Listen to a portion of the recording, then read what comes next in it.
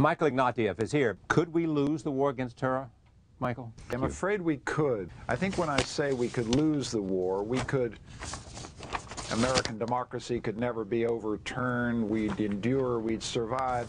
They can't defeat us. I'm not sure we can keep to a pure civil libertarian position all the way, but we might have to engage in the preventive detention of suspects on lower standards than we would use in a criminal case. We might even have to engage in certain forms of targeted assassination of terrorist enemies. We don't keep to the fullest standards of due process. I know you have certain rules for targeted assassinations. Once you began to talk about shading certain questions of human rights and civil liberties, you get on a very slippery slope. And in the hands of the wrong people, you're in trouble. Here's some very, very difficult choices. They're unpleasant. They make us uncomfortable.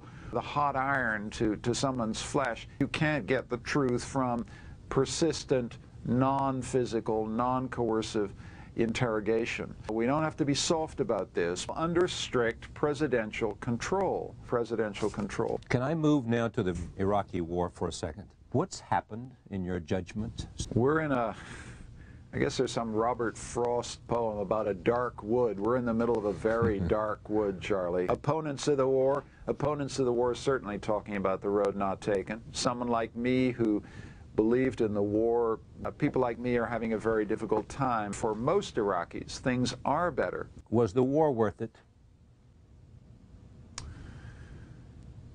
I think so, Charlie.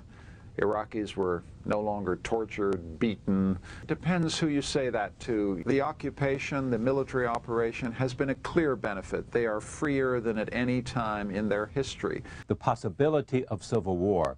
On this program a couple of nights ago, the foreign minister of Saudi Arabia, who says it's at least 50-50 that we're going to end up with a kind of vicious civil war.